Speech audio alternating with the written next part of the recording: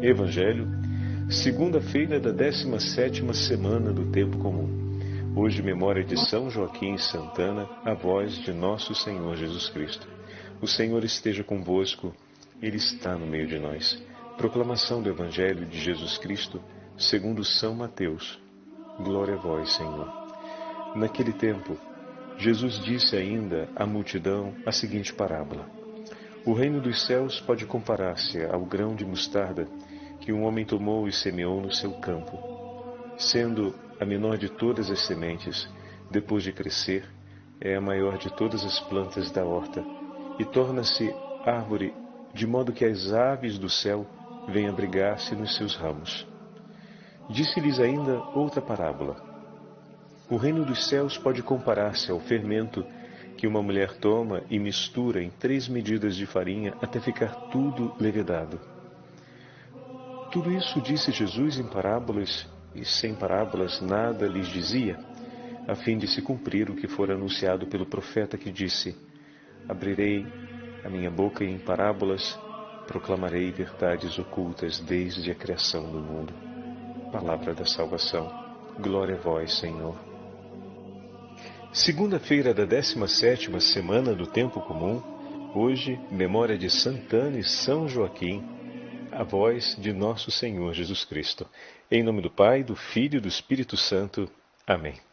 Queridos irmãos e irmãs, hoje, com muita alegria, a Igreja em todo o mundo celebra os avós de nosso Senhor Jesus Cristo. Por isso podemos dizer que hoje é o dia dos avós. É uma memória cristã que remonta ao VI século e ao X século como devoção mais intensa, mas como bem sabemos, do fruto se conhece a árvore. Como? Desde o primeiro momento, na tradição da Santa Igreja, não havia uma estima e admiração por aqueles que geraram a Virgem Maria. Vendo a bela filha de Sião, o fruto bendito da vinha do Senhor, como não pensar a seus pais? E em nossas meditações temos visto, através do testemunho de tantos santos e santas, como a figura dos pais é decisiva para o caminho e a vida espiritual dos filhos. Não apenas na primeira infância, ou seja, na educação de base, a experiência religiosa, mas também no decurso da inteira vida. Que me digam os nossos interlocutores, aqueles que nos acompanham todo dia, o papel que os nossos pais e avós tiveram na nossa vida, nos chamando uma e outra vez para o caminho do Senhor. Eu tenho essa experiência em família. E tenho certeza que muitos dos senhores também têm essa experiência em família. Aquela mãe, aquele pai, aquele avô, aquela avó, que não apenas nos ensinou a religião e nos ensinou a viver o Evangelho, mas que em muitos momentos da nossa vida sempre estava ali dizendo: olha, lembra do teu Senhor, não esquece de rezar. Ou quando sabia que estávamos passando por uma situação difícil, eram as primeiras a nos aconselhar, os primeiros a nos aconselhar a buscar Deus. E quantas outras vezes, então, não faziam de tudo para que chegasse até os nossos ouvidos aquela tão importante frase: diz para ele que eu estou rezando por ele, diz para ela que eu estou rezando por ela. E aí às vezes aquele primo, aquela tia, aquele tio chegava e dizia: a avó pediu para dizer que ela está rezando por você. Ela não pôde vir, ela ficou sabendo do que está acontecendo e ela sabia que eu vim aqui para a gente conversar e ela disse para te falar isso, ela está rezando por você. E quantas vezes essa não foi a palavra de acalento do nosso coração?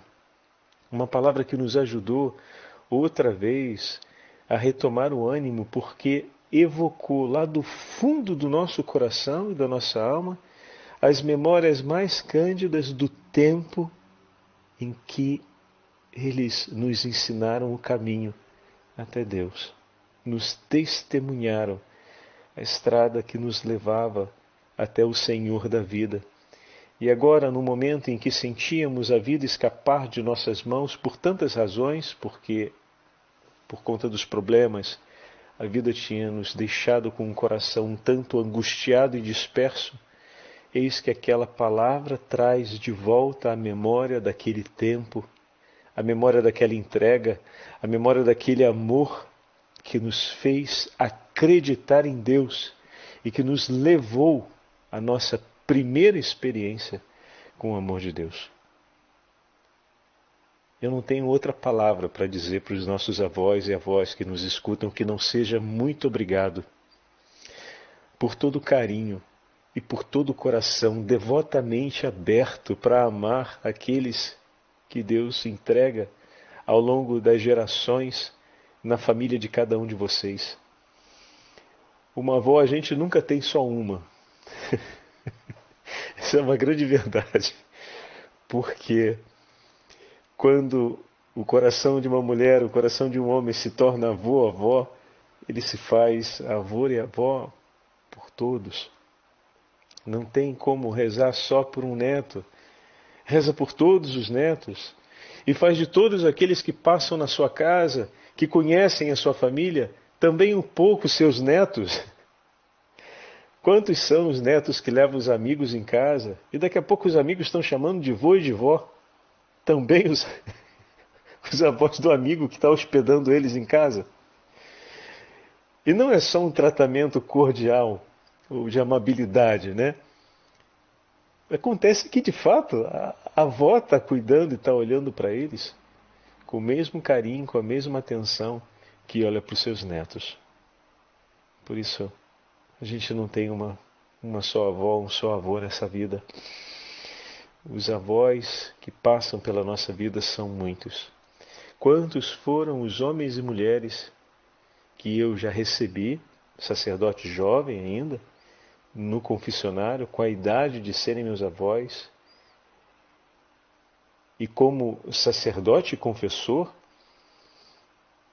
ouvia as suas dores e os seus sofrimentos e entregava por eles a graça do sacramento e os acolhia com o máximo da ternura do coração sacerdotal. E ouvia da parte deles: você tem idade para ser meu neto. E muitas vezes eu respondia: e eu tenho certeza que da senhora eu receberei sempre o amor de um coração de vó. E é verdade. Não tem como. Uma avó, ela não reza só pelo seu neto. Ela não pensa só no problema de um. O seu neto se torna uma porta através da qual ela chega a tantos outros. E o seu coração, que aprendeu a amar ao longo da vida, entre tantas dores, desilusões e também muitas felicidades, é um coração persistente. É um coração que sabe o que é o sofrimento, mas que também conhece a esperança e, sobretudo, conhece o que significa a força do amor. É um coração que está pronto sempre a acolher e disposto para sustentar e dar suporte a todo o recomeçar necessário na vida daqueles que ama. Isso é um coração de vó, um coração de vô. Um coração que se abre para receber tantos. Então, não tem outra palavra para dizer para os nossos avós as nossas avós e avós, muito obrigado. Como o próprio Santo Padre, o Santo Padre ontem escreveu, aliás, ontem, digamos assim, né? Tomou carga de publicação, mas a publicação acho que foi alguns dias atrás. Mas ontem, enfim, foi o dia do anúncio, né?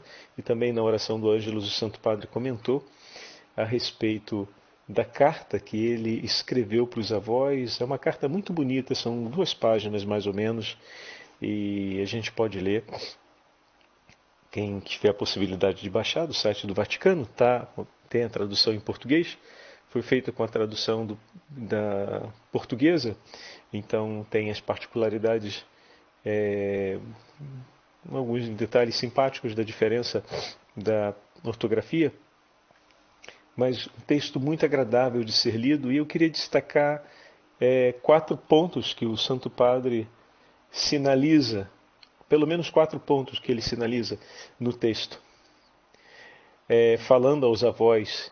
Mas uma característica que é muito delicada é que o Santo Padre se coloca junto dos avós, no alto dos seus 80 e poucos anos, ele se coloca junto. É tão bonito sentir o Santo Padre na condição de ancião, né? Falar àqueles que também são anciãos.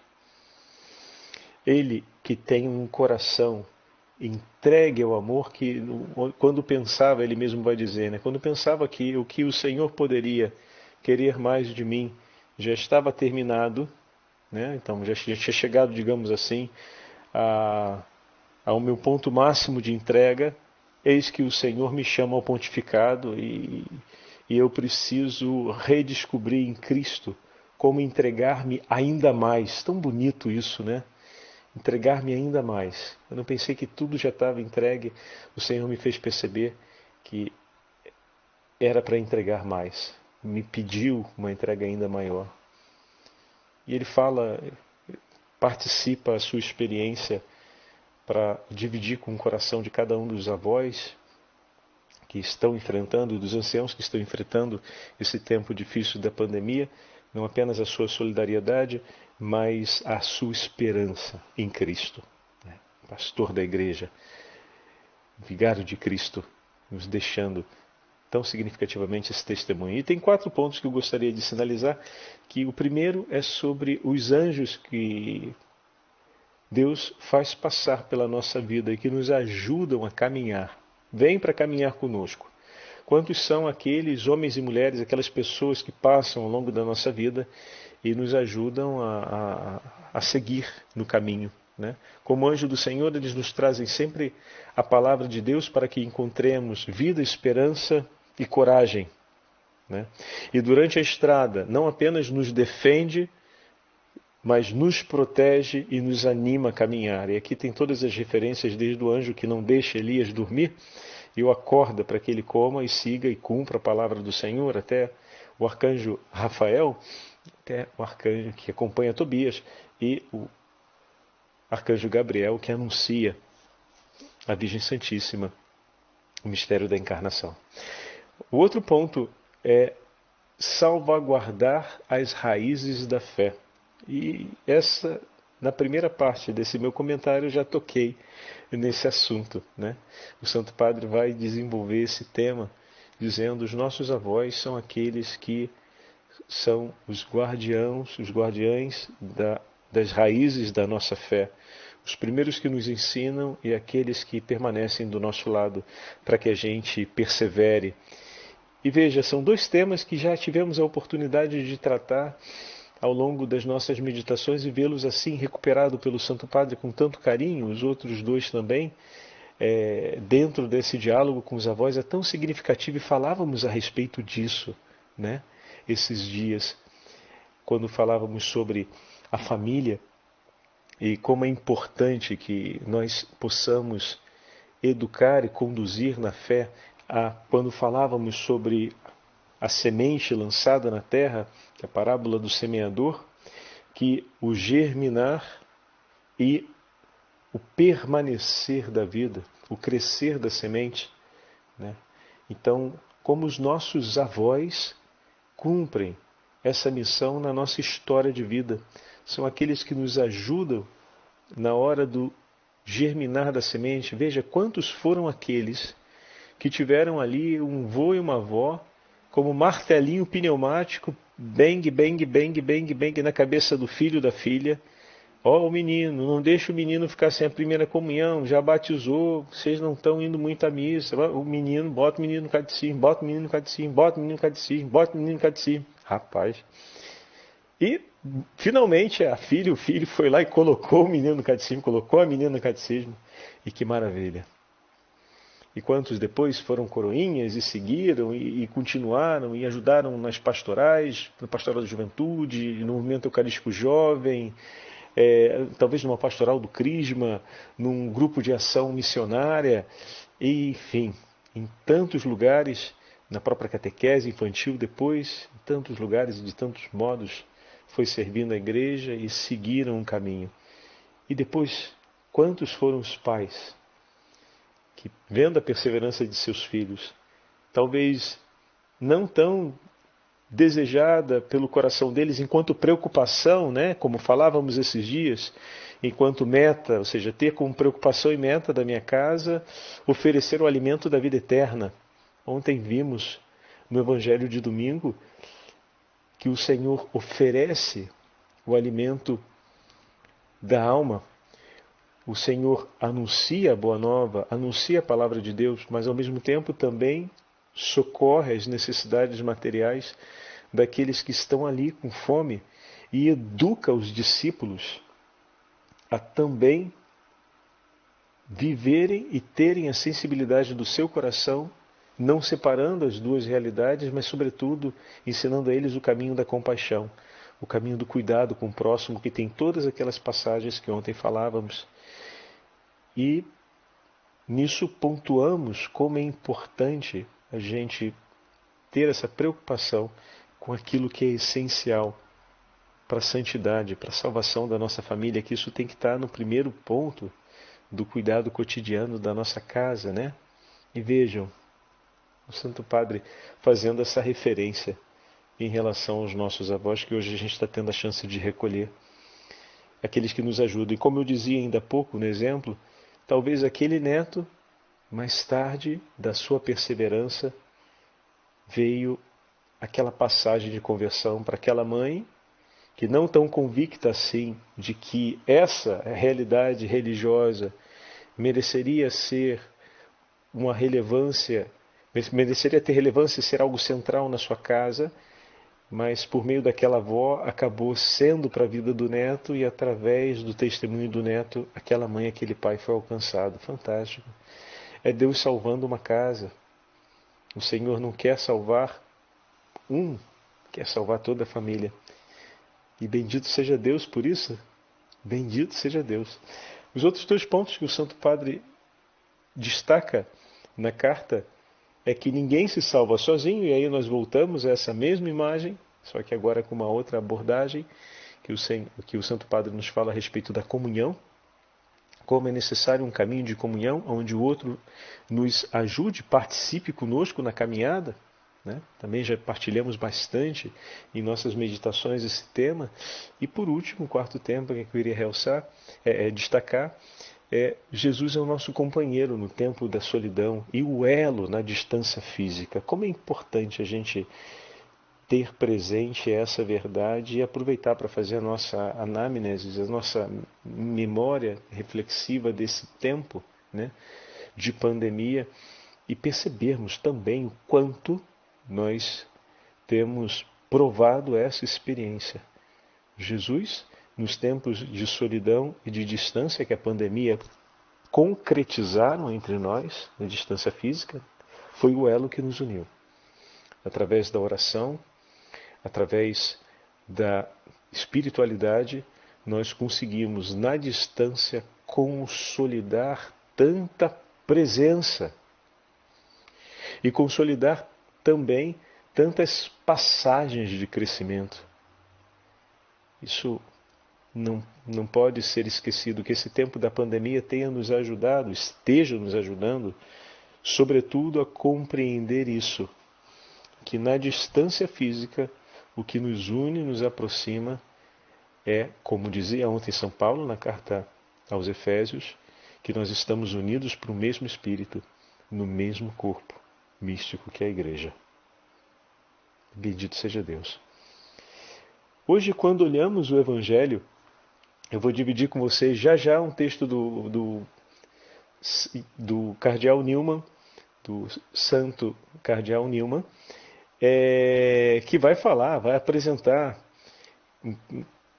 categoricamente a interpretação cristocêntrica da parábola de hoje, mas me permitam dizer, ao ler o texto e pensar na celebração do Dia dos Avós, e pensar em Santana e São Joaquim, não tem como não ouvir e olhar para a imagem do grão de mostarda como a imagem da Virgem Maria? Sabemos, como vamos ver já já, que a referência é a Nosso Senhor, mas aquele grãozinho pequenino que cresceu e se tornou uma árvore tão grande e que estende seus ramos para abrigar os pássaros que buscam refúgio e proteção, me faz pensar sempre na imagem da Virgem Maria, que abre o seu manto para receber e proteger os seus filhos. Aqui, a igreja onde estou pertence historicamente, desde 1400, a uma confraria Confalone, o nome da confraria. E era uma confraria que se empenhava na libertação de escravos cristãos na região do norte da África. Eram cristãos escravizados pelos muçulmanos e conduzidos a trabalhos forçados ou então a outras finalidades mais espúrias. Eles se empenhavam para poder pagar o dote de libertação e arrancar esses cristãos daquela condição de barbárie que acontecia no norte da África, em todas as regiões que eram maciçamente cristãs. Não esqueçamos que Santo Agostinho é norte-africano, né?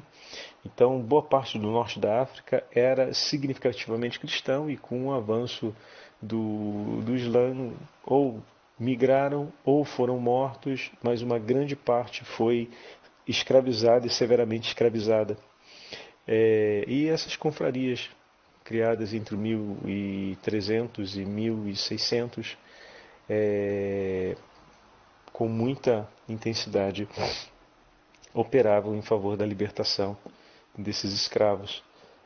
Nós temos aqui a imagem de Nossa Senhora, e é muito bonita porque é a imagem da Virgem Maria com o manto aberto e com os seus filhos com as correntes quebradas, né? Ou com as correntes abertas e caídas pelo chão, buscando proteção sobre o manto da Virgem Santíssima. Primeira vez que eu vi, eu fiquei muito tocado vendo. Não conhecia a história da confraria, pensava na Virgem Santíssima, que nos protege contra as insídias do demônio e que nos acompanha no caminho de libertação, que vem em nosso favor e nos tira, né, da escravidão do demônio e nos entrega a seu Filho, nos conduz à libertação que vem de Cristo. Depois, quando eu entendi a história da confraria, fiquei ainda mais enamorado pelo quadro. E ao ouvir o Evangelho de hoje, pensava então nessa grande tela, uma das telas principais da igreja, num dos antigos altares laterais, e eu pensava nessa imagem da pequenina semente que é lançada e que cresce. A bendita e pequenina semente do Senhor, que se torna a árvore mais bela acima dos cedros do Líbano, em beleza e esplendor, e que dela nasceu o fruto bendito para a nossa salvação. Então as duas parábolas de hoje se completam com a de ontem. A parábola do grão de mostarda, que é uma parábola tirada do universo da agricultura, e a parábola do fermento colocado na massa. Ambas retratam, em sintonia com a primeira parábola que nós ouvimos, que era a parábola do joio, retratam o modo misterioso como Deus faz crescer a obra do seu reino. Como misteriosamente uma sementinha tão pequenininha e desprezível aos olhos dos homens se torna uma árvore tão exuberante. Como tão pouca quantidade de fermento é capaz de realizar uma obra tão significativa sobre uma porção de farinha, muito maior do que a quantidade do fermento que é colocado nela. E dessa forma Deus age de um modo misterioso, mas profundo, transformando tudo aquilo que se torna entregue a Ele, como o caso da farinha, que o fermento é colocado dentro da farinha, então ela vai transformando a farinha, o fermento vai transformando a farinha. Ou como a semente que é colocada no seio da terra e a terra vai conduzindo aos poucos a transformação, nutrindo e acompanhando aquela semente que se desenvolve sempre a sua máxima exuberância e a sua máxima grandeza. O cardeal Newman, falando sobre esse texto, nos escreve assim: Cristo veio a este mundo para o submeter a si próprio, para o reivindicar como seu, para afirmar os seus direitos sobre ele como Senhor, para o libertar do domínio usurpado pelo inimigo, para se manifestar a todos os homens, para se estabelecer nele. Cristo é o grão de mostarda, que se desenvolverá silenciosamente, acabando por cobrir a terra inteira com os seus galhos. Cristo é também o fermento que abre secretamente caminho na massa dos homens, dos sistemas de pensamento e das instituições, até que tudo fique levedado. Até então, o céu e a terra estavam separados. O projeto de graça de Cristo consiste em fazer de ambos um só mundo, tornando a terra paralela ao céu, ou unida ao céu. Ele estava neste mundo desde o começo, mas os homens adoraram outros deuses. Ele veio a este mundo na carne, mas o mundo não o conheceu. Veio ao que era seu, e os seus não o receberam, como nos escreve São João em seu prólogo do Evangelho. Mas ele veio para os levar a recebê-lo, a conhecê-lo e a adorá-lo. Veio para integrar este mundo em si, a fim de que, tal como ele próprio é luz, também este mundo seja pleno de luz e, por fim, seja luz. Quando veio, não tinha onde reclinar a cabeça, como nos escreve São Lucas, mas veio para constituir aqui um lugar para si mesmo, para aqui constituir uma habitação, para aqui encontrar morada. Veio transformar o mundo inteiro na sua morada de glória. Este mundo que estava cativo das potências do mal foi libertado e torna-se morada de Deus. Ele veio na noite, nasceu na noite, escura numa gruta. Foi aí que primeiro repousou a sua cabeça. Mas não o fez para aí permanecer para sempre. Não era sua intenção deixar-se ficar escondido nessa obscuridade. O seu objetivo era mudar o mundo. O universo tinha de ser renovado por ele. Mas ele a nada recorreu que já existisse. Tudo criou a partir do nada.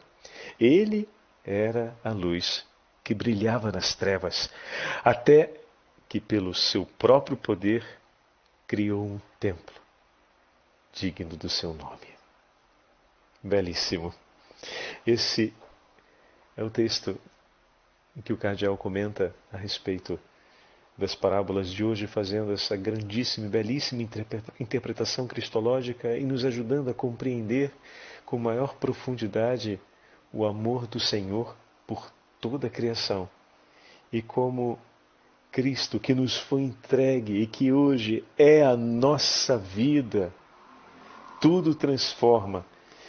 Ele que começou, como diz o Salmo, nossa vida é obra de suas mãos, Senhor. Completa a obra por ti começada. Ele escolheu um templo onde habitar. E bendito seja Deus, porque quer habitar no meio de nós. Por último, vamos estourar alguns minutinhos do nosso tempo, mas eu queria poder dividir com vocês hoje o belíssimo texto de São João Damasceno. Esse texto se encontra na liturgia das horas de hoje, para o dia 26. São João Damasceno escreve a respeito de Santana e São Joaquim. Olha que delicadeza. O segundo parágrafo, ele tem uma particular beleza quando ele diz: ó casa feliz, Joaquim e Ana. Como é forte esse texto. Vamos ouvi-lo. Dos sermões de São João Damasceno, bispo, estamos no século VIII. Ele está falando a respeito da natividade da Virgem Maria. Vós os conhecereis pelos seus frutos, é o título do texto, como nós começamos a nossa meditação de hoje. Estava determinado que a Virgem, Mãe de Deus, iria nascer de Ana, por isso a natureza não ousou antecipar o germe da graça, mas permaneceu sem dar o próprio fruto até que a graça produzisse o seu. De fato, convinha que fosse primogênita aquela de quem nasceria o primogênito de toda a criação, no qual todas as coisas têm a sua consistência. Ó casal feliz, Joaquim e Ana, a vós toda a criação se sente devedora, pois foi por vosso intermédio que a criatura ofereceu ao seu Criador o mais valioso de todos os dons, isto é, a Mãe Puríssima, a única que era digna do seu Criador. Alegra-te, Ana, estéril, que nunca foste mãe, exulta e regozija-te, tu que nunca deste à luz. Rejubila-te, Joaquim, porque de tua filha nasceu para nós um menino, foi-nos dado um filho. O nome que lhe foi dado é Anjo do Grande Conselho, salvação do mundo inteiro, Deus forte, Emanuel. Este menino é Deus. Ó casa feliz, Joaquim e Ana, sem qualquer mancha, sereis conhecidos pelo fruto de vossas entranhas, como disse o Senhor certa vez, vós os conhecereis pelos seus frutos. Estabelecestes o vosso modo de viver da maneira mais agradável a Deus e digno daquela que de vós nasceu. Na vossa casta e santa convivência educastes a pérola da virgindade, aquela que havia de ser virgem antes do parto, virgem no parto e continuaria virgem depois do parto, aquela que de maneira única conservaria sempre a virgindade, tanto em seu corpo quanto em seu coração. Ó castíssimo casal, Joaquim e Ana, conservando a castidade prescrita pela lei natural, alcançastes de Deus aquilo que supera a natureza. Gerastes para o mundo a Mãe de Deus, que foi mãe sem a participação de homem algum. Levando ao longo de vossa existência uma vida santa e piedosa, gerastes uma filha, que é superior aos anjos, e agora é a rainha dos anjos. Ó formosíssima e dulcíssima jovem, ó filha de Adão e mãe de Deus, felizes o pai e a mãe que te geraram, felizes os braços que te carregaram e os lábios que te beijaram castamente, ou seja, unicamente os lábios de teus pais, para que sempre e em tudo conservasses a perfeita virgindade. Aclamai, ó o Senhor Deus, ó terra inteira, alegrai-vos, exultai e cantai salmos, levantai vossa voz, clamai e não tenhais medo por tão grande e precioso dom que nos foi entregue. Glória ao Pai, ao Filho e ao Espírito Santo, como era no princípio, agora e sempre. Amém. O Senhor esteja convosco, Ele está no meio de nós. Pela intercessão de São Joaquim Santana e da Beatíssima Mãe de Deus, a sempre Virgem Maria, abençoe-vos o Deus Todo-Poderoso, Pai, Filho e Espírito Santo. Amém. E todos nós não deixemos, se hoje você tem a sua avó ainda conosco, não deixe de ligar para ela, de mandar uma mensagem, de falar com ela. E se tiver a chance, faz uma visita, leva uma muda de roupa, muda a roupa. Se está com medo do coronavírus, toma banho, faz o que for. Mas não deixa de dar um abraço na sua avó hoje. Não deixa passar essa oportunidade. Se ela está muito distante, liga. Se ela se atrapalha com as redes sociais, tenha gosto de ensiná-la como usar. Peça a quem ajude. Assim você vai ter a chance de dividir sua alegria com mais pessoas. Mas se sua avó já partiu, e hoje ela está na companhia de Santana e de São Joaquim, no céu, não deixa de rezar por ela e de confiar a intercessão dela, a sua caminhada e a caminhada da sua família. E se tiver a chance de participar da missa, coloque a intenção da Santa Missa por ela, pelo seu avô, pela sua avó, e por todos aqueles que foram por você avô e vó. Como o padre falou no início da meditação de hoje, uma avó não é nunca uma avó só para os seus netos, mas para tantos. E quantas foram as avós que nós tivemos ao longo da nossa vida, que Deus nos deu a graça de ter. Então, se não der para ir à missa hoje, no próximo domingo, quando você for, não deixe de levar essa intenção contigo, tá bom? E vamos oferecer por eles a alegria da celebração do mistério pascal, para que também eles sejam alcançados pelas consolações e as alegrias que vêm de Deus. Deus abençoe a todos.